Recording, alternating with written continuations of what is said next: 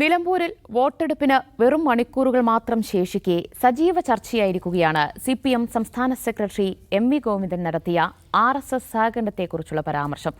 ഒരു ചാനലിന് നൽകിയ അഭിമുഖത്തിനിടയിലാണ് RSS സഹകരണത്തെക്കുറിച്ച് M.V. ഗോവിന്ദൻ തുറന്നു പറയുന്നത്. അടിയന്തരാവസ്ഥ കാലത്ത് RSSുമായി സഹകരിച്ചിട്ടുണ്ട് എന്നും അത് വിവാദമായാൽ പോലും വലിയ കുഴപ്പമില്ല എന്ന് പറഞ്ഞുമാണ് M.V. ഗോവിന്ദൻ ഒരു പ്രതികരണം നടത്തുന്നത്. അത് പക്ഷേ വലിയ വിവാദമായി UDF അത് വലിയ ആയുധമാക്കുകയും ചെയ്യുകയാണ്. ഇന്നിപ്പോൾ നിശബ്ദ പ്രചാരണ ദിനത്തിൽ പോലും UDF നേതാക്കൾ ഒന്നടങ്കം M.V. ഗോവിന്ദൻ മാഷിന്റെ പ്രതികരണം എടുത്തുന്നയിച്ചുകൊണ്ട് RSS CPM സഹകരണത്തെക്കുറിച്ച് തുറന്നു പറയുകയാണ് ചെയ്യുന്നത്. പക്ഷേ എന്തായാലും ഇത് വിവാദമായതിന് പിന്നാലെ M.V. ഗോവിന്ദൻ ഒരു മലക്കം മറിച്ചിൽ നടത്തിയിരിക്കുകയാണ്. പരാമർശത്തിൽ നിന്ന് RSSുമായി അന്നും ഇന്നും എന്നും CPM കൂട്ടുകൂടിയിട്ടില്ല, അതൊരിക്കലും ഉണ്ടാവുകയുമില്ല. ജനസംഘം കൂടി ഭാഗമായ ജനതാ പാർട്ടിയുമായിട്ടാണ് അടിയന്തരാവസ്ഥ കാലത്ത് സഹകരിച്ചത് എന്ന് പറഞ്ഞ് ന്യായീകരിക്കുകയാണ് M.V. ഗോവിന്ദൻ മാഷ് ചെയ്യുന്നത്. പക്ഷേ എത്രയൊക്കെ മലക്കം മറിഞ്ഞാലും UDF വിടാൻ ഉദ്ദേശിച്ചിട്ടില്ല. ഇന്നിപ്പോൾ എല്ലാ നേതാക്കളും ഈ പരാമർശം എടുത്തുന്നയിച്ചുകൊണ്ട് CPMനെ കടന്നാക്രമിക്കുകയാണ് ചെയ്യുന്നത്. നാളെ ഇപ്പോൾ വോട്ടെടുപ്പ് നടക്കാൻ പോവുകയാണ്. ഈ പരാമർശം എത്ര കണ്ട് ജനവിധിയെ സ്വാധീനിക്കും എന്ന ഒരു ചോദ്യം കൂടിയുണ്ട്. അജിംസ, ഇത് വിവാദമാകും എന്ന് തന്നെ അറിഞ്ഞ് മനസ്സിലാക്കി തന്നെ പറഞ്ഞതായിരിക്കില്ലേ M.V. ഗോവിന്ദൻ മാഷ്? ഇന്നലെ മാതൃഭൂമിയിൽ അഭിലാഷ് മോഹനുമായിട്ടുള്ള ഇൻ്റർവ്യൂവിലാണ് അദ്ദേഹത്തിൻ്റെ ഈ പരാമർശം ഉണ്ടാകുന്നത്. അപ്പോൾ അത് പറയുമ്പോൾ അഭിലാഷ് തിരിച്ച് ചോദിക്കുന്നുണ്ട്, ഇത് വിവാദമാവും. വിവാദമായിക്കോട്ടെ, ഉള്ളത് പറയുന്നതിന് ഇപ്പം എന്താണെന്നാണ് അദ്ദേഹം ചോദിച്ചത്. അതൊരു ഒരു നാക്കുപിഴയായിട്ടോ അല്ലെങ്കിൽ അറിയാതെ പറഞ്ഞു പോയതായിട്ടോ നമുക്ക് കണക്കാൻ കഴിയില്ല. അദ്ദേഹത്തിന് അറിയാം അത് പറഞ്ഞു കഴിഞ്ഞാൽ വിവാദമാവും. കാരണം അത് പറയേണ്ട ഒരു കാര്യവുമില്ല. അതിന് കാരണം വെച്ചാൽ RSSുമായിട്ട് ഏതെങ്കിലും രീതിയിൽ പ്രത്യയശാസ്ത്രപരമായി ഏതെങ്കിലും രീതിയിൽ യോജിക്കാവുന്ന ഒരു മേഖലയും ഒരു കമ്മ്യൂണിസ്റ്റ് പാർട്ടിക്കില്ല. പ്രത്യയശാസ്ത്രപരമായി ഒരു തരത്തിലും യോജിക്കാൻ കഴിയില്ല. ഒന്നൊരു തീവ്ര വലതുപക്ഷ പാർട്ടിയാണ്, ഒന്നൊരു ഇടതുപക്ഷ പാർട്ടിയാണ്. അത് തമ്മിൽ പ്രത്യയശാസ്ത്രപരമായ ഒരു ബന്ധം ഉണ്ടാകാൻ പാടില്ല, ബന്ധം ഉണ്ടാവുകയുമില്ല. പിന്നെയുള്ളത് ഈ തെരഞ്ഞെടുപ്പ് അലയൻസസ്, തെരഞ്ഞെടുപ്പ് ധാരണകൾ, അല്ലെങ്കിൽ പാർലമെൻ്ററി അലയൻസസ്. പാർലമെൻറ്റ് ചിലപ്പോൾ ഒരു ബ്ലോക്കൊക്കെ ആയിട്ട് നിന്ന് നിലനിൽക്കുന്ന ഭരണകൂടത്തെ എതിർക്കുക, അങ്ങനെയൊക്കെ എന്തെങ്കിലും ഒരു താൽക്കാലികമായ അഡ്ജസ്റ്റ്മെൻ്റൊക്കെ ഉണ്ടാവുള്ളൂ. അപ്പോൾ അങ്ങനെ ഉണ്ടെങ്കിൽ തന്നെ മുൻകാലങ്ങളിൽ നടന്നുപോയത് ഇപ്പോൾ പറയേണ്ട കാര്യമില്ല, അത് ഇല്ല എന്നങ്ങ് പറഞ്ഞാൽ മതി. പക്ഷെ അദ്ദേഹം അത് വിളിച്ചു പറയുന്നത് എന്തിനാണ്? അത് എന്തോ ലക്ഷ്യം വെച്ചാണ് അങ്ങനെ വിളിച്ചു പറയുന്നത്. നിലമ്പൂർ ഉപതെരഞ്ഞെടുപ്പിൻ്റെ പശ്ചാത്തലത്തിൽ എന്തായിരിക്കുമെന്നാണ് നമുക്ക് നോക്കേണ്ടത്. നിലമ്പൂരിൽ 3 സ്ഥാനാർത്ഥികൾ അതിൻ്റെ ഒരു ത്രികോണ മത്സരം പോലെ അതിശക്തമായ പ്രചാരണത്തിലാണ്. PV Anwar, Aryadan Shoukath, M Swaraj. പിന്നെ BJP ഉണ്ട്. പക്ഷേ BJP ഒട്ടും ശക്തിയില്ലാത്തൊരു മേഖലയാണത്. ശക്തിയില്ലാത്ത മേഖല എന്ന് പറയുമ്പോൾ അവിടുത്തെ വോട്ടർമാരുടെ ഒരു ഡെമോഗ്രാഫിക് റിലീജിയസ് ബ്രേക്കപ്പ് നോക്കിക്കഴിഞ്ഞാൽ 43% മുസ്ലിങ്ങളും 45% ഹിന്ദുക്കളും 10% ക്രിസ്ത്യാനികളുള്ള ഒരു കോൺസ്റ്റിറ്റ്യുവൻസിയാണ്. അപ്പോൾ BJP അവിടെ സ്ഥാനാർത്ഥി നിർത്തിയാൽ അവർക്ക് 5000-6000 വോട്ടോ, 5000-നും 10000-നും ഇടയ്ക്ക് വോട്ടൊക്കെ കിട്ടുന്നു. ഒരിടയ്ക്ക് BDJS നിന്നപ്പോഴാണ് ഒരു 16000 വോട്ട് അവർക്ക് കിട്ടിയത്. അപ്പം ഇത്രയും ഹിന്ദു പോപ്പുലാരിറ്റി ഉള്ളൊരു സ്ഥലത്ത് BJPക്ക് വോട്ട് ഷെയർ ഇല്ല, വളരെ ചെറിയ വോട്ട് ഷെയറേ ഉള്ളൂ. പിന്നെ ഉള്ളത് 3 സ്ഥാനാർത്ഥികൾ തമ്മിലുള്ള ശക്തമായ മത്സരം. ഈ മൂന്നാമത്തെ സ്ഥാനാർത്ഥി എന്ത് ആവും, എത്ര വോട്ട് പിടിക്കുമെന്നുള്ളൊരു അവ്യക്തത. അപ്പോൾ ഇങ്ങനെയുള്ളൊരു അനിശ്ചിതാവസ്ഥയിലാണ് ഇങ്ങനെയൊരു പ്രസ്താവന വരുന്നത്. ബോധപൂർവം പറയുന്നത്, അബദ്ധത്തിൽ പറയുന്നതല്ല, ബോധപൂർവം പറയുന്നത്. ഇത് RSSും CPMും തമ്മിൽ മുമ്പ് യോജിച്ചിട്ടുണ്ട് എന്ന് പറയുന്നതുകൊണ്ട് അദ്ദേഹം എന്ത് മെസ്സേജാണ് വോട്ടർമാർക്ക് കൊടുക്കുന്നതെന്ന് അദ്ദേഹം തന്നെയാണ് വിശദീകരിക്കേണ്ടത്. ഇന്ന് അദ്ദേഹം മലക്കം മറിയാണ് ചെയ്തത്. ഞങ്ങനെ പറഞ്ഞിട്ടില്ല, അത് തെറ്റായി വ്യാഖ്യാനിച്ചതാണ്. ഒട്ടും തെറ്റായിട്ടല്ല വ്യാഖ്യാനിച്ചത്. കാരണം അഭിമുഖകാരൻ തന്നെ ചോദിക്കുന്നുണ്ട്, നിങ്ങൾ ഈ പറയുന്ന വിവാദമാവുമല്ലോ എന്ന് ചോദിക്കുമ്പോൾ അത് മനസ്സിലാക്കാതിരിക്കാൻ മാത്രം ബുദ്ധിശൂന്യനല്ല M.V. ഗോവിന്ദൻ. അപ്പോൾ അദ്ദേഹം ബോധപൂർവം പറഞ്ഞതാണ്. അങ്ങനെ ഒരു മെസ്സേജ് ഇലക്ട്രേറ്റിന് കൊടുക്കുക, വോട്ടർമാർക്ക് കൊടുക്കുക എന്ന് പറഞ്ഞാൽ, തെരഞ്ഞെടുപ്പിന് തൊട്ട് തലേ ദിവസം അങ്ങനെ ഒരു മെസ്സേജ് കൊടുക്കുക എന്ന് പറഞ്ഞാൽ, ഞങ്ങളും നിങ്ങളും മുമ്പ് ഒരുമിച്ചുണ്ടായിരുന്നു കേട്ടോ എന്ന് പറഞ്ഞാൽ ഞങ്ങളിപ്പോൾ കുറച്ച് ബുദ്ധിമുട്ടിലാണ്, സഹായിക്കണമെന്ന് കൂടിയാണ് അതിൻ്റെ അർത്ഥം. തെരഞ്ഞെടുപ്പ് ഭാഷയിൽ, ഇലക്ഷൻ്റെ ഭാഷയിൽ പറഞ്ഞാൽ ഒന്ന് സഹായിക്കണമെന്നാണ് അർത്ഥം. അത് ബാക്ക് ഫെയർ ചെയ്തപ്പോൾ ഇന്നത് തിരുത്തുന്നു എന്ന് മാത്രമേ ഉള്ളൂ എന്നാണ് എനിക്ക് തോന്നുന്നത്. കാരണം അത് കൂടുതൽ വിവാദമാവുകയും ചർച്ചയാവുകയും ചെയ്തു. ഒരുപക്ഷെ ചർച്ചയാവാൻ വേണ്ടി തന്നെ പറഞ്ഞതാണോ, ഇനി ഇൻറ്റേർണലി പാർട്ടി അകത്ത് അത് തിരുത്തണമെന്ന് ആവശ്യപ്പെട്ടാണോ നമുക്കിപ്പോൾ വ്യക്തതയില്ല. പക്ഷെ അദ്ദേഹം ബോധപൂർവം പറഞ്ഞതാണ്, ഇന്നത് തിരുത്തുന്നതിലൂടെ അത് ആ വിവാദം ബാക്ക് ഫെയർ ചെയ്തെന്ന് കണ്ടുകൊണ്ട് തിരുത്തുന്നതാണ്. ഇനി RSSുമായി ധാരണയുണ്ടാവുക എന്നുള്ളൊരു വലിയ രാഷ്ട്രീയ കുറ്റകൃത്യമാണ് എന്ന് ആരാണ് ആരോപിക്കുന്നത്? കോൺഗ്രസ്സാണ് ആരോപിക്കുന്നത്. ഈ കോൺഗ്രസ് ഈ കുറ്റകൃത്യം ചെയ്തിട്ടില്ലേ? ഉണ്ട്. CPMനോളമോ അതിൽ കൂടുതലോ RSSുമായി ഹാൻഡ് ഇൻ ഹാൻഡ് കുറ്റകൃത്യം ചെയ്ത ഒരു പാർട്ടിയാണ് കോൺഗ്രസ്. എന്ന് മാത്രമല്ല, ഇന്ത്യ ഇന്ന് നേരിട്ടുകൊണ്ടിരിക്കുന്ന വലിയ ഭീഷണികൾ, കോൺഗ്രസ് തന്നെ വിശേഷിപ്പിക്കുന്ന വലിയ ഭീഷണികളിൽ അങ്ങനെ ഭീഷണി ഉണ്ടാവാനുള്ള ചില വഴികൾ വെട്ടിക്കൊടുത്തത് കോൺഗ്രസ് തന്നെയാണ്. അതിന് ഒരുപാട് തവണ നമ്മളോട് അത് വിശദീകരിച്ചിട്ടുണ്ട്. അപ്പോൾ RSS എന്ന് പറയുന്നത് സ്വാതന്ത്ര്യാനന്തര ഇന്ത്യയിൽ ഒരു ശക്തമായ രാഷ്ട്രീയ ബ്ലോക്കായിരുന്നില്ല. അവർക്കൊരു മണ്ഡലത്തിലും അങ്ങനെ വലിയ സ്വാധീനമോ അല്ലെങ്കിൽ രാജ്യത്തിൻ്റെ ഭാഗതയെ നിർണ്ണയിക്കാനോ അല്ലെങ്കിൽ ഏതെങ്കിലും സംസ്ഥാനത്തിൻ്റെ പോലും ഭരണം പിടിച്ചെടുക്കാനോ പറ്റിയ ശക്തി ഉണ്ടായിരുന്നില്ല. പക്ഷേ RSS രൂപീകരിച്ച ജനസംഘം, സ്വാതന്ത്ര്യത്തിന് ശേഷം രൂപീകരിച്ച ജനസംഘത്തിന് 60ഓളം പാർലമെൻറ്റ് സീറ്റുകൾ, ലോക്സഭയിലെ സീറ്റുകൾ ലഭിച്ചിരുന്നു. പക്ഷെ അതുകൊണ്ട് അവർക്കൊരു മുഖ്യ പ്രതിപക്ഷമാകാൻ പോലും കഴിയുന്നുണ്ടായിരുന്നില്ല. പിന്നീട് നമ്മൾ കാണുന്നത് ഞാനീ പറയുന്നത് നെഹ്റുവിൻ്റെ കാലത്താണ്. പിന്നെ ഇന്ദിരാഗാന്ധിയുടെ കാലത്തുമ്പോൾ ഈ ബംഗ്ലാദേശ് വിമോചനം, അത് ഈ ഇന്ത്യൻ രാഷ്ട്രീയത്തിൽ വളരെ പ്രധാനപ്പെട്ട ഒരു ടേണിംഗ് പോയിൻ്റാണ്. ഈ ബംഗ്ലാദേശ് വിമോചനം എന്നുള്ളത് കോൺഗ്രസ്, ഇന്ദിരാഗാന്ധി സ്വമേധയാ എടുത്തൊരു തീരുമാനം. ആ തീരുമാനം വളരെ സക്സസ്ഫുള്ളി നടപ്പാക്കുകയും ചെയ്തു. ഇന്ത്യയിൽ അവർക്ക് വലിയ കയ്യടി കിട്ടി. ആ കയ്യടികളുടെ കൂട്ടത്തിൽ RSSൻ്റെ കയ്യടി ഉണ്ടായിരുന്നു അവർക്ക്. RSS അവരെ, വാജ്പേയി അവരെ അഭിനവ് ദുർഗ എന്നാണ് വിശേഷിപ്പിച്ചത് ഈ ബംഗ്ലാദേശ് വിമോചനത്തിൻ്റെ പേരിൽ. അപ്പോൾ ബംഗ്ലാദേശ് വിമോചനം, ബംഗ്ലാദേശ് യുദ്ധം കഴിഞ്ഞ് ഇന്ദിരാഗാന്ധിക്ക് ഒരു പൊതുവെ ഇപ്പോൾ ഓപ്പറേഷൻ സിന്ധുവിന് ശേഷം നമ്മുടെ നാട്ടിലെല്ലായിടത്തും ഉണ്ടാകുന്നൊരു ദേശീയ വികാരം ഉണ്ടല്ലോ. ആ ദേശീയ വികാരം പോലെ തന്നെ ഇന്ദിരാഗാന്ധിക്ക് അനുകൂലമായൊരു ദേശീയ വികാരം അവിടെ ഉണ്ടാകുന്നു. ആ ഒരു പോയിന്റിലാണ്, ആ വികാരം ഉണ്ടാകുന്ന പോയിന്റിലാണ് അടിയന്തരാവസ്ഥ വരുന്നത്. അപ്പോൾ അടിയന്തരാവസ്ഥയിൽ RSSനെ നിരോധിച്ചിരുന്നു.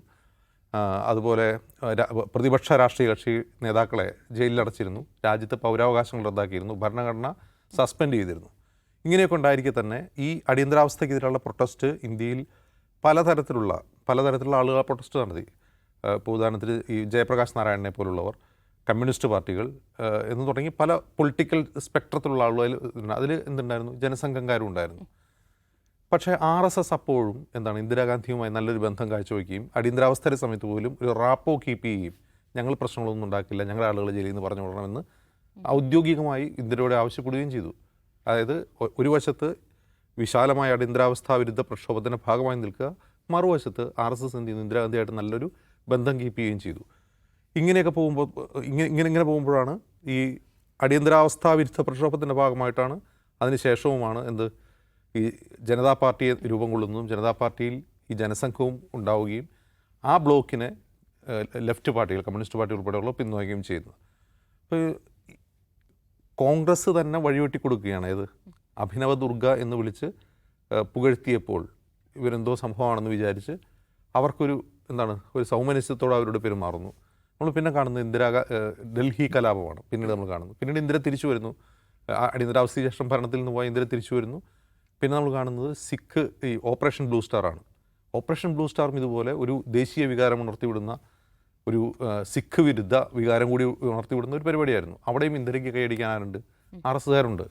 പിന്നീട് ഇന്ദിരാഗാന്ധി കൊല്ലപ്പെട്ടതിന് ശേഷം ഉണ്ടാകുന്ന ഡൽഹി സിഖ് വിരുദ്ധ കലാപത്തിലും അവിടെയും ഇന്ദിരയുടെ സെൻറ്റിമെൻറ്റ്സിനൊപ്പവും കോൺഗ്രസിനോടൊപ്പവും RSS കൈയടിക്കാനുണ്ട്. അപ്പോൾ ഈ ഘട്ടങ്ങളിലെല്ലാം ഞാൻ പറയുന്നത് അതൊരു തെരഞ്ഞെടുപ്പ് അലയൻസോ മറ്റോ അല്ല. അവിടെ ഒരു ഐഡിയോളജിക്കൽ അലയൻസ് തന്നെയാണ് ഉണ്ടാകുന്നത്. ഹൈപ്പർ നാഷണലിസത്തെ ഉയർത്തിവിടുന്ന ഏത് ഇവൻറ്റിലും ഭരണകൂടത്തെ പിന്താങ്ങുന്ന RSSൻ്റെ നിലപാട്.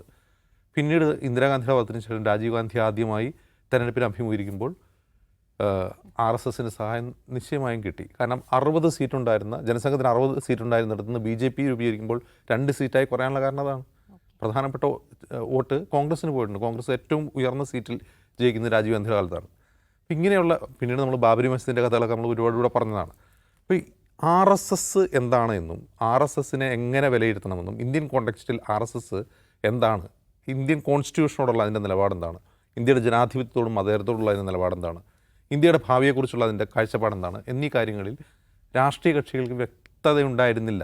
അത് കോൺഗ്രസ് ആവട്ടെ, CPM ആവട്ടെ, CPI ആവട്ടെ, ഏത് രാഷ്ട്രീയ പാർട്ടികൾക്കും വ്യക്തതയുണ്ടായിരുന്നില്ല എന്നതിൻ്റെ ഉദാഹരണമാണ് ഇന്ന് നമ്മൾ കണ്ടുകൊണ്ടിരിക്കുന്ന രാഷ്ട്രീയ സാഹചര്യങ്ങൾ. അതിൽ CPMനെ മാത്രം കുറ്റപ്പെടുത്തുകയോ അല്ലെങ്കിൽ കോൺഗ്രസ് മികച്ചവരാണ്, കോൺഗ്രസ് RSSുമായിട്ട് കൈകോർത്തിട്ടില്ല എന്ന് പറയുന്നതിൽ കാര്യമില്ല. ഇപ്പോൾ ഇനി ചരിത്രം തികഞ്ഞ അന്ന് കോൺഗ്രസും CPMും ഒക്കെ RSSുമായിട്ട് കൈകോർത്തു എന്ന് പറഞ്ഞൊരു ഒരു ഉപതെരഞ്ഞെടുപ്പിൽ രാഷ്ട്രീയ നേട്ടം കൊയ്യുക, അതിൽ വലിയ കാര്യമുണ്ടെന്ന് തോന്നുന്നില്ല. ഇപ്പോൾ എന്ത് നിലപാട് സ്വീകരിക്കുന്നു എന്നുള്ളതാണ് പ്രധാനം. ഇപ്പോൾ എന്ത് നിലപാട് സ്വീകരിക്കുന്നു എന്നുള്ളത് ഇപ്പോൾ കോൺഗ്രസ് പഴയ കോൺഗ്രസ് അല്ല. രാഹുൽ ഗാന്ധിയുടെ കീഴിൽ RSSനെ കൃത്യമായി ഡിഫൈൻ ചെയ്യുകയും കോൺഗ്രസ് നിൽക്കുന്നത് അതിന് നേരെ എതിർവശത്താണ്. RSS മുന്നോട്ട് വയ്ക്കുന്ന ഐഡിയോളജിയുടെ നേരെ എതിർവശത്താണ് കോൺഗ്രസ് എന്ന് രാഹുൽ ഗാന്ധിയും ഭൂരിഭാഗം കോൺഗ്രസ് നേതാക്കളും അത് അംഗീകരിക്കുന്നുണ്ട്. എന്ന് മാത്രമല്ല, അങ്ങനെ അംഗീകരിക്കാത്ത ആളുകളൊക്കെ മെല്ലെ കോൺഗ്രസിൽ നിന്ന് പുറത്തു പോകുന്നുണ്ട്. അത് നമ്മൾ കണ്ടുകൊണ്ടിരിക്കുന്ന ഒരു കാര്യമാണ്. CPMനെ സംബന്ധിച്ചും ഈ പോസ്റ്റ് ബാബറി പീരീഡിൽ, ബാബരി മസ്ജിദിന് തകർച്ച ശേഷം RSSനെതിരെ അതിശക്തമായ നിലപാട് സ്വീകരിക്കുകയും ഒരു തരത്തിലും അവരുമായി കൈകോർക്കുന്ന ഒരു സാഹചര്യം ഇല്ലാതിരിക്കുകയും നമ്മൾ കണ്ടതാണ് 2004 UPA സർക്കാർ വരുമ്പോൾ അതിൻ്റെ ഭാഗമാകാൻ, അതായത് ദീർഘകാലം എതിരാളിയായിരുന്ന കോൺഗ്രസുമായി കൂട്ടുചേർന്നൊരു സർക്കാർ രൂപീകരിക്കാൻ പോലും CPM തയ്യാറാവുന്നുണ്ട്. ഇനി നിലമ്പൂരിൻ്റെ പശ്ചാത്തലത്തിലേക്ക് വന്നാൽ, ഇപ്പോൾ ഈ കഴിഞ്ഞ 25 വർഷമായിട്ട് ഈ പാർട്ടികളൊക്കെ മികച്ച നിലപാട് സ്വീകരിക്കുന്നെന്ന് സങ്കല്പിക്കുക. പക്ഷെ നിലമ്പൂരിൻ്റെ പശ്ചാത്തലത്തിൽ വന്നാൽ എന്താണ്? ഒരു വശത്ത് കോൺഗ്രസ് ജമാഅത്തെ ഇസ്ലാമിയുമായി കൂട്ടുകൂടുന്നുവെന്ന് നിരന്തരം ഇന്നും MV ഗോവിന്ദൻ മാസ്റ്റർ പറഞ്ഞുകൊണ്ടിരിക്കുന്നത് അത് തന്നെയാണ്. വേറെ ഒന്നുമല്ല പറയുന്നത്. നിലമ്പൂരിലെ ഏറ്റവും വലിയ പ്രശ്നം, അല്ലെങ്കിൽ കേരളം നേരിടുന്ന ഏറ്റവും വലിയ പ്രശ്നം വെൽഫെയർ പാർട്ടി UDFന് പിന്തുണ പ്രഖ്യാപിച്ചതാണെന്നാണ് അദ്ദേഹം പറഞ്ഞുകൊണ്ടിരിക്കുന്നത്. അത് വോട്ടർമാർ കൂടുന്ന സന്ദേശം എന്താണെന്നുള്ളതാണ് പ്രധാനം. അതേസമയം തന്നെ BJPക്ക് അവിടെ ദുർബലനായ സ്ഥാനാർത്ഥിയാണുള്ളതെന്നും BJPയുടെ RSS വോട്ടുകൾ ആർക്ക് പോകുമെന്നുള്ളൊരു ആശങ്കയും ആർക്കുമില്ല. അതിനെക്കുറിച്ച് ആർക്കും ഒരു സംശയവുമില്ല. അല്ലെങ്കിൽ BJP സ്ഥാനാർത്ഥി നിർത്തണോ വേണ്ടയോ എന്ന് ചർച്ച ചെയ്തത് ആർക്കനുകൂലമാണ്? ആ വോട്ട് കോൺഗ്രസിന് കൊടുക്കാനാണെന്നുള്ള വാദമോ ആരോപണമോ ഒന്നും CPMനില്ല. അപ്പോൾ ഇത്തരം കാര്യങ്ങളിൽ നമ്മൾ എന്ത് രാഷ്ട്രീയമാണ് പറഞ്ഞുകൊണ്ടേയിരിക്കുന്നത്? അവർ കൺസിസ്റ്റൻ്റായി ഈ തെരഞ്ഞെടുപ്പ് പ്രചാരണത്തിൽ പറഞ്ഞുകൊണ്ടിരിക്കുന്ന ഒരേ ഒരു കാര്യം ജമാഅത്തെ ഇസ്ലാമിയാണ്. ഇന്നും പറയുന്നത് അത് മാത്രമാണ്. എങ്കിൽ അതിൽ ചില പ്രശ്നങ്ങളുണ്ട്. അതായത് അവർ മതരാഷ്ട്രവാദികളാണെന്നും ഏതോ കാലത്ത് ഇന്ത്യ മുസ്ലിം ഭൂരിപക്ഷ രാജ്യമായി മാറി അവർ ഇവിടെ ഇസ്ലാമിക ഭരണം സ്ഥാപിക്കും എന്ന ഭീഷണിയാണ് വോട്ടർമാരോട് CPM പറഞ്ഞുകൊണ്ടേയിരിക്കുന്നത്. ഏതോ കാലത്ത് നടക്കാൻ പോകുന്ന കാര്യം. പക്ഷേ ഇപ്പോൾ എന്താണ് നടന്നുകൊണ്ടിരിക്കുന്നത്? ഇന്ന് ഇന്ത്യ എന്താണെന്നതിനെക്കുറിച്ച് വോട്ടർമാരോട് പറയുന്നില്ല. ഇത് മനസ്സിലാക്കാൻ കഴിയാത്തവരല്ല വോട്ടർമാർ. ഇനി കോൺഗ്രസ് CPMനെ ഇക്കാര്യത്തിൽ കുറ്റപ്പെടുത്തുമ്പോൾ, RSS ബന്ധത്തിൻ്റെ പേരിൽ കുറ്റപ്പെടുത്തുമ്പോൾ തങ്ങളുടെ കൈകളും അക്കാര്യത്തിൽ ശുദ്ധമാണോ എന്ന് പരിശോധിക്കേണ്ടതാണ്. അവർ എങ്ങനെയൊക്കെയാണ് ഹാൻഡ് ഇൻ ഹാൻഡ് RSSുമായി സംഘപരിവാറുമായി ഹാൻഡ് ഇൻ ഹാൻഡ്, അല്ലെങ്കിൽ അവരുടെ പിന്തുണ എത്രമാത്രം ഏതൊക്കെ ചരിത്രഘട്ടങ്ങളിൽ അവർക്ക് കിട്ടിയിട്ടുണ്ടെന്ന് അവരും പരിശോധിക്കേണ്ടതാണ്. പക്ഷേ ഒരർത്ഥത്തിൽ എല്ലാ പാർട്ടികളും തങ്ങളുടെ രാഷ്ട്രീയത്തിൻ്റെ അഗ്നിശുദ്ധി വരുത്തേണ്ടത് തങ്ങൾക്ക് ഇന്ന് നമ്മളെ ഭരിച്ചുകൊണ്ടിരിക്കുന്ന സംഘപരിവാറിനുള്ള തങ്ങളുടെ നിലപാട് എന്താണെന്ന് നോക്കിയായിരിക്കണം. ആ ഒരു ലിറ്റ്മസ് ടെസ്റ്റ് നടത്തി വേണം തങ്ങളുടെ രാഷ്ട്രീയ നിലപാട് പരിശോധിക്കാമെന്നേ പറയാനുള്ളൂ. പക്ഷേ നിലമ്പൂർ പോലെ ഒരു ഉപതെരഞ്ഞെടുപ്പിൽ അതിൻ്റെ ഉപയോഗം, ഈ രാഷ്ട്രീയത്തിൻ്റെ ഉപയോഗം എങ്ങനെയാണ് ഉണ്ടാവുക എന്നുള്ളതായിരിക്കും അതിൻ്റെ ഒരു ഔട്ട്കം തീരുമാനിക്കുക. യെസ്, നിഷാദ്, ഈ RSS സഹകരണത്തെക്കുറിച്ചുള്ള ചർച്ചകൾ നിലമ്പൂരിൽ വലിയ പ്രതിഫലനം ഉണ്ടാക്കുമെന്ന് കരുതുന്നുണ്ടോ? നിലമ്പൂരിൽ എനിക്ക് തോന്നുന്നില്ല. നിലമ്പൂരിൽ ഒരു പ്രധാനപ്പെട്ട ചർച്ചാ വിഷയമായത് വരും. ഇപ്പം നേരത്തെ അജിംസ് പറഞ്ഞല്ലോ, അതായത് RSSൻ്റെ സഹകരണവുമായി ബന്ധപ്പെട്ട് അങ്ങോട്ടും ഇങ്ങോട്ടും ആക്ഷേപം ഉന്നയിക്കാൻ കഴിയാവുന്ന പല ചരിത്ര സന്ദർഭങ്ങളിലും ഇരുപക്ഷത്തിൻ്റെയും മുമ്പിലുണ്ട്. അത് കേരളത്തിന് അറിയാത്തതുമല്ല. അത് മലപ്പുറം രൂപീകരണത്തിൻ്റെ കഥ, പഴയ കഥ, പിന്നെ RSSുമായിട്ടുള്ള ബാന്ധവത്തിൻ്റെ പഴയ കഥ, അതൊക്കെ ഇതിൻ്റെ ഈ പ്രചാരണ ഘട്ടത്തിൽ പലപ്പോഴായി നാം കണ്ടു. അതൊന്നും നിലമ്പൂരിലൊരു പ്രധാനപ്പെട്ട വിഷയമായി മാറുമെന്ന് ഞാൻ കരുതുന്നില്ല. എന്ന് മാത്രവുമല്ല, MV ഗോവിന്ദൻ ഇപ്പോൾ കഴിഞ്ഞ ദിവസം നടത്തിയിട്ടുള്ള ഈ മാതൃഭൂമി ഇൻ്റർവ്യൂവിൽ നടത്തിയിട്ടുള്ള അദ്ദേഹത്തിൻ്റെ സ്റ്റേറ്റ്മെൻറ്റ്, RSSകാരായ ആൾക്കാരോട് വേണമെങ്കിൽ നമുക്ക് ഒരുമിച്ച് നിൽക്കാൻ കഴിയുന്നവരാണ് കേട്ടോ, നിങ്ങൾ ഞങ്ങൾ വോട്ട് ചെയ്തോളൂ എന്ന ഉദ്ദേശത്തോടെ പറഞ്ഞതാണെന്ന് വിചാരിക്കുന്ന ആളല്ലേ ഞാൻ. അത് MV ഗോവിന്ദനെ വ്യക്തിപരമായി നമുക്ക് പരിശോധിക്കേണ്ട ഒരു സന്ദർഭമാണ് എന്ന് എനിക്ക് തോന്നുന്നത്. കാരണം അദ്ദേഹം CPIMൻ്റെ സംസ്ഥാന സെക്രട്ടറിയാണ്. CPIMനെ പോലെ പറഞ്ഞല്ലോ, CPIM എന്ന് പറഞ്ഞാൽ ഒരു ഇടതുപക്ഷ കാഴ്ചപ്പാടുള്ള ഇടതുപക്ഷ പുരോഗമന സ്വഭാവമുള്ള ഒരു പാർട്ടിയാണ്. ആ പാർട്ടിക്ക് ഒരു നിലയ്ക്കും RSSുമായി ഒരു ബന്ധവും ഉണ്ടാക്കി പോകാൻ കഴിയുന്ന പാർട്ടിയല്ല. ഇനിയിപ്പോൾ പിണറായി വിജയൻ്റെ ഭരണത്തിന് കീഴിൽ BJPക്കാർക്കും RSSകാർക്കും ചില ആനുകൂല്യങ്ങൾ കിട്ടുന്നുള്ള ആക്ഷേപം ഉന്നയിക്കാമെങ്കിലും CPIM എന്ന് പറയുന്ന പാർട്ടിയുടെ സംസ്ഥാന സെക്രട്ടറിക്ക് വന്ന് ഞങ്ങൾക്കും BJPക്കും ഇടയിൽ അകലമൊന്നുമില്ല എന്ന് പറയാൻ കഴിയില്ല. അങ്ങനെ ഉണ്ടെങ്കിൽ പിന്നെ ആ പാർട്ടിയില്ല. അപ്പോൾ അതുകൊണ്ട് ഇതൊരു സഹകരണ പ്രഖ്യാപനമാണ്, അല്ലെങ്കിൽ ഞങ്ങൾക്ക് വോട്ട് ചെയ്തുള്ളൂ എന്നുള്ള രാഷ്ട്രീയ അടവ് നയത്തിൻ്റെ ഭാഗമാണ് എന്ന് ഞാൻ കരുതുന്നതില്ല. MV ഗോവിന്ദൻ്റെ ഒരു സമീപന ശൈലിയുണ്ട്. അദ്ദേഹത്തിൻ്റെ ഒരു കോർ കോൺഫിഡൻസ് എപ്പോഴും പ്രകടമാണ്. ഞങ്ങൾക്കെതിരെ എന്ത് ആക്ഷേപം വേണമെങ്കിലും ഉന്നയിച്ചോളൂ, ഞാൻ സൈദ്ധാന്തികമായി വിശദീകരിച്ച് നിങ്ങളെ അങ്ങോട്ട് പൊളിച്ചു തരാം എന്നൊരു ഓവർ കോൺഫിഡൻസ് അദ്ദേഹത്തിനുണ്ട്. ആ കോൺഫിഡൻസിൻ്റെ പുറത്താണ് അദ്ദേഹം ഈ വള്ളിയെല്ലാം പിടിക്കുന്നത്. എന്ന് വെച്ചാൽ, നിങ്ങൾ അപ്പുറത്തെ പറമ്പിലെ മാങ്ങ മോഷ്ടിച്ചില്ലേ എന്ന് ചോദിച്ചാൽ, മാങ്ങ മാത്രമല്ല ചക്കയും ഞങ്ങൾ മോഷ്ടിച്ചിട്ടുണ്ട്, അതിൻ്റെ കഥ ഞാൻ പറയാം എന്ന മറ്റുള്ള അദ്ദേഹം പറയും. പക്ഷേ ചക്കയും ഞങ്ങൾ മോഷ്ടിച്ചിട്ടുണ്ട് എന്ന വശത്ത് റീല് കട്ടാവും. ആ റീലാണ് പിന്നെ ഓടുക. അതിൻ്റെ മുഴുവൻ പ്രശ്നം ഉണ്ടായതിനു ശേഷം അദ്ദേഹം പിന്നീട് AK സെൻട്രൽ വാർത്താ സമ്മേളനം വിളിച്ച് ചക്കയും മാങ്ങയും ഞങ്ങളുടെ മടിയിലേക്ക് എങ്ങനെ വന്നതിനെക്കുറിച്ച് വിശദമായി വിശദീകരിക്കാൻ ശ്രമിക്കും. അതെവിടെ എത്താൻ പോകുന്നില്ല. അപ്പോൾ ഇത് ഒരു തെറ്റായ ഒരു സന്ദർഭത്തിൽ തെറ്റായ ഒരു ഭാരം അദ്ദേഹത്തിൻ്റെ മുന്നണിക്ക് മേൽ എടുത്തു വെച്ച് കൊടുത്തു. ഒരു പരിണിതപ്രജ്ഞനായിട്ടുള്ളൊരു CPIMൻ്റെ നേതാവ്, പാർട്ടി സംസ്ഥാന സെക്രട്ടറി ഈ ഘട്ടത്തിൽ പഴയ ബാന്ധവം, ജനതാ പാർട്ടിയുമായിട്ടുള്ള സഹകരണത്തെ RSS ബന്ധമെന്ന വാക്കുപയോഗിച്ച് പറയുകയാണ്. എന്നിട്ട് എനിക്ക് വിശദീകരിക്കാൻ കഴിയുന്ന ഓവർ കോൺഫിഡൻസും. എന്നിട്ട് ഇപ്പോൾ അത് എവിടെ എത്തി? ഇന്ന് നോക്കൂ, 45 വയസ്സുകാരനായ ഒരു സംസ്ഥാന സെക്രട്ടേറിയറ്റ് അംഗമായ യുവാവ് എന്തായിരുന്നു ആ ചരിത്ര സന്ദർഭമെന്ന് നല്ല വൃത്തിയായി വിശദീകരിക്കുന്നു. എൻ്റെ ഓർമ്മയിലുള്ളത് ശരിയാണെങ്കിൽ എന്ന് പറഞ്ഞുകൊണ്ടാണ്. അതേ കാര്യം എഴുതിക്കൊണ്ട് വന്ന് പിന്നീട് വിശദീകരിക്കാൻ ശ്രമിക്കുന്ന MV ഗോവിന്ദൻ മാഷിന് അതുപോലും വൃത്തിക്ക് പറയാൻ പറ്റുന്നില്ല. അദ്ദേഹത്തിൻ്റെ ഒരു പരിമിതി നമ്മൾ മനസ്സിലാക്കണം. അപ്പോൾ MV ഗോവിന്ദൻ എന്താണ്, ഒരു അതിഗംഭീരമായ രാഷ്ട്രീയ കൃത്യത ഉള്ള ഒരാൾ, അദ്ദേഹത്തിന് എവിടെയും പിഴച്ചു പോവില്ല എന്നാണ് നമ്മൾ വിചാരിച്ചെങ്കിൽ അദ്ദേഹത്തിനും പിഴച്ചു പോകും എന്ന് നമ്മൾ മനസ്സിലാവുന്നു. ഒന്നൊരു തെരഞ്ഞെടുപ്പ് സന്ദർഭമാണ്, രണ്ട് RSSുമായിട്ടുള്ള നേരിട്ടുള്ള സഹകരണത്തിൻ്റെ ചരിത്രമല്ലാതെ അങ്ങനെ ഉണ്ടായിരിക്കെ RSSുമായി ഞങ്ങൾക്ക് സഹകരണം ഉണ്ടായിരുന്നു എന്ന് പറഞ്ഞ് അങ്ങനെ പറഞ്ഞാലും അതിനെ മറികടക്കാൻ കഴിയുന്ന സൈദ്ധാന്തിക വിശദീകരണ നൈപുണ്യം എനിക്കുണ്ടെന്നുള്ള അദ്ദേഹത്തിൻ്റെ കോൺഫിഡൻസ് പോകുന്ന നമ്മളിപ്പോൾ കണ്ടത് അല്ലേ, തകർന്നു പോകുന്നത്. ഞാൻ തിരുത്താൻ പോകുന്നില്ല, സത്യം പറഞ്ഞാൽ എന്തിനു വിവാദമാണോ എന്ന് ചോദിച്ചാൽ ഇന്ന് വന്ന് പറഞ്ഞതാണ് RSSുമായി ഇന്നലെയും ബന്ധമില്ല, ഇന്നുമില്ല, നാളെയുമില്ല. അങ്ങനെ വിശദീകരിക്കാൻ അദ്ദേഹത്തിന് കിട്ടിയിട്ടുള്ള നിർദ്ദേശം. കാരണം അദ്ദേഹം ഇന്നലെ തിരുത്തില്ല എന്ന് പറഞ്ഞാൽ ഇന്ന് വന്ന് കംപ്ലീറ്റ് തിരുത്തി പറഞ്ഞല്ലോ, അങ്ങനെ പറയേണ്ടി വന്നു. പക്ഷേ ഇത് CPM പരിശോധിക്കേണ്ട ഒരു കാര്യമാണെന്ന് എൻ്റെ അഭിപ്രായം. മറ്റു കാര്യങ്ങൾ അജിംസ് പറഞ്ഞു, CPM ഇത് പരിശോധിക്കണം. കാരണം എന്താണ്, കഴിഞ്ഞ തെരഞ്ഞെടുപ്പ് കാലത്താണ് EP ജയരാജൻ ജാവദേക്കറുമായി നടത്തിയ കൂടിക്കാഴ്ച, അതും BJP ബാന്ധവത്തിൻ്റെ കഥയാണല്ലോ, അത് ഡാമേജ് ഉണ്ടാക്കിയെന്നാണ് പാർട്ടി വിലയിരുത്തിയത്. അതിൻ്റെ അടിസ്ഥാനത്തിൽ നടപടിയിലേക്ക് പോലും ആ പാർട്ടി പോയി, അദ്ദേഹത്തിന് ആ പദവിയിൽ നിന്ന് മാറേണ്ടി വന്നല്ലോ. ശിവനോടൊപ്പം ബാബി കൂടിയാൽ ശിവനും ബാബിയായിട്ടൊന്ന് ഒറ്റ പറഞ്ഞ ഒരു ഉപമ അന്ന് പിണറായി വിജയൻ പറയുകയും ചെയ്തു. ഇതിപ്പോൾ എന്താ ഉണ്ടാക്കിയിരുന്നത് ഡാമേജ്? ഈ ഡാമേജ് നേരത്തെ പറഞ്ഞ പോലെ ഇത് RSSൻ്റെ വോട്ട് കിട്ടാനാണെന്നുള്ള ആക്ഷേപത്തിന് വരെ കാരണമാകുന്ന ഒരു സിറ്റുവേഷൻ ക്രിയേറ്റ് ചെയ്തു. ഇനി 24 മണിക്കൂർ ഇല്ല വോട്ടെടുപ്പ് നടക്കാൻ. ഈ കാര്യങ്ങൾ വിശദീകരിക്കാനൊരു സമയമില്ല. ബാക്കിയുള്ളവർ അവർ പ്രതിപക്ഷം ഇതിനകത്ത് അഡ്വാൻസ് ചെയ്ത് കഴിഞ്ഞിട്ടുണ്ട്. ഇനി ഈ സിദ്ധാന്തം വിശദീകരിച്ചാൽ എന്താണ് കാര്യം? ഇനി നാളെ ഈ പാർട്ടി ഈ തെരഞ്ഞെടുപ്പിൽ സ്വരാജ് തോറ്റുപോയാൽ എന്തുകൊണ്ട് നമ്മൾ തോറ്റുപോയെന്ന് പാർട്ടി പരിശോധിക്കുമല്ലോ. പാർട്ടി പരിശോധിക്കുമ്പോൾ അതിനകത്ത് രേഖയാക്കപ്പെടുമല്ലോ. സംസ്ഥാന സെക്രട്ടറി അനവസരത്തിൽ നടത്തിയിട്ടുള്ള ഒരു വിടുവായത്തമാണ് ഈ പരാജയത്തിൻ്റെ മൂലകാരണങ്ങളിലൊന്ന് എന്ന് ആ പാർട്ടി രേഖപ്പെടുത്തില്ലേ? അങ്ങനെയാണെങ്കിൽ ആ പാർട്ടിക്ക് അതിനപ്പുറത്തൊക്കെ നടപടിയിലേക്ക് പോകേണ്ടി വരില്ലേ? അപ്പോൾ ഇത് ഒരു ഓവർ കോൺഫിഡൻസിൻ്റെ കുഴപ്പമാണ്. എല്ലാത്തിലും എല്ലാം വിശദീകരിക്കാൻ ഞങ്ങൾക്ക് കഴിയും, ഞങ്ങളെ ആരാക്രമിച്ചാലും അതിനെല്ലാം അപ്പുറം പറയാൻ കഴിയും എന്ന് പറഞ്ഞ് ഓവറാക്കി പറയുക. അദ്ദേഹത്തിൻ്റെ ഒരു സ്വഭാവത്തെ ഒരു ടോണിൻ്റെ സ്വഭാവത്തെക്കുറിച്ച് ഞാൻ പറഞ്ഞു. എന്ത് പറഞ്ഞാലും അതിൽ കൂടുതൽ കാര്യങ്ങൾ അങ്ങ് അഡ്മിറ്റ് ചെയ്യും. ജനതാ പാർട്ടിയുമായിട്ടുള്ള സഹകരണത്തിൻ്റെ കഥ എന്തിനാണ് RSS ബന്ധമായിട്ട് ഇപ്പോൾ അവതരിപ്പിക്കാൻ പോകുന്നത്? അപ്പോൾ ഇത് പിന്നെ തിരുത്തിയല്ലോ. അല്ലെങ്കിൽ ഇന്ന് വന്ന് 10:30 വന്ന് അദ്ദേഹത്തിന് മര്യാദയ്ക്ക് പറഞ്ഞാൽ പറയാം ഞാൻ ഉദ്ദേശിച്ചത് എന്താണെന്ന്. കുറച്ചൊക്കെ ഈഗോയും അതിനകത്തോടൊന്ന് കൂട്ടിക്കും. എന്നൊരു മാധ്യമപ്രവർത്തനം അദ്ദേഹത്തോട് ചോദിക്കുന്നുണ്ട്, ജനതാ പാർട്ടി അല്ലേ ഉദ്ദേശിച്ചത്, ആവർത്തി ചോദിക്കുന്നുണ്ട്. അതിൽ കൊത്താതെ എന്തൊക്കെയോ പറയാൻ ശ്രമിക്കുകയാണ്, വിശദീകരിച്ച് എന്താ പറയുക, വശാവുക എന്താണെന്ന് പറയില്ല, അങ്ങനെ വഷളാവുക എന്ന് പറയില്ല, അതാണെന്ന് കണ്ടത്. അപ്പോൾ ഇത് ഡാമേജ് ഉണ്ടാക്കിയിട്ടുണ്ടെന്ന് ചോദിച്ചാൽ ഉറപ്പായി ഇത് ഡാമേജ് ഉണ്ടാക്കിയിട്ടുണ്ട്. ആ ഡാമേജ് എന്താ പറയുന്നത് പരിഹരിക്കാനുള്ള ശ്രമങ്ങൾ പോലും ഇന്ന് പരാജയപ്പെടുന്നതാണ് കണ്ടത്. അപ്പോൾ CPMൻ്റെ ഈ സമീപകാലത്തെ തെരഞ്ഞെടുപ്പുകളിലെ ഒരു സംഗതിയാണ്. അതിന് തലേ ദിവസവും തെരഞ്ഞെടുപ്പിൻ്റെ പോളിംഗ് ഡോയിലോ ഏതെങ്കിലും ഒരു പ്രധാനപ്പെട്ട നേതാവ് വന്ന് വലിയ തലക്കെട്ടുകളുണ്ടാക്കും. ഇനി വരാനുണ്ട്. നമ്മൾ വിചാരിച്ച ആളുകളൊന്നും അല്ല. EP ജയരാജനോ അല്ലെങ്കിൽ വിജയരാഘവനെ പോലുള്ള നേതാക്കൾ. അവരായിരുന്നു ഈ പറഞ്ഞ വിവാദങ്ങളുടെ കുഴിയിലേക്ക് സാധാരണ നിലയ്ക്ക് ഇട്ട ചരിത്രം. ഞാൻ അവരെ ആക്ഷേപിച്ച് പറയല കേട്ടോ. പക്ഷേ ഇത്തവണ ആ കാര്യത്തിൽ ജാഗ്രതയുണ്ട് എന്ന് വിചാരിക്കപ്പെട്ട ഒരാൾ EP ജയരാജൻ നടത്തിയിട്ടുള്ള സ്റ്റേറ്റ്മെൻറ്റ്, അതായത് ജാവദേക്കറുമായി നടത്തിയ കൂടിക്കാഴ്ച ഞങ്ങളത് വിട്ടിട്ടില്ല, ഞങ്ങളത് പരിശോധിച്ചുകൊണ്ടിരിക്കുകയാണ്, അത് കമ്മ്യൂണിസ്റ്റ് ജാഗ്രതയിൽ നിന്നുള്ള വ്യതിചലനമാണെന്ന് അഭിമുഖം കൊടുത്ത ആളാണ് ആര്? പാർട്ടി സംസ്ഥാന സെക്രട്ടറിയായ MV ഗോവിന്ദൻ. അദ്ദേഹമാണ് ഈ കെടുതി പാർട്ടിക്ക് ചെയ്തു കൊടുത്തത് എന്നോർക്കണം. CPM അത് പരിശോധിക്കുമെന്ന് തന്നെയാണ് ഞാൻ മനസ്സിലാക്കുന്നത്. എന്തായാലും വലിയ ഉപകാരമാണ് ഇത്. ഇന്നിപ്പോൾ ഈ പറഞ്ഞ പോലെ ചരിത്രത്തിലെ ഇപ്പം ദിവ്യ ആദ്യം ചോദിച്ചാൽ ചരിത്രത്തിൽ പലതരത്തിലുള്ള പല സന്ദർഭങ്ങളും ഉണ്ടായിട്ടുണ്ട്.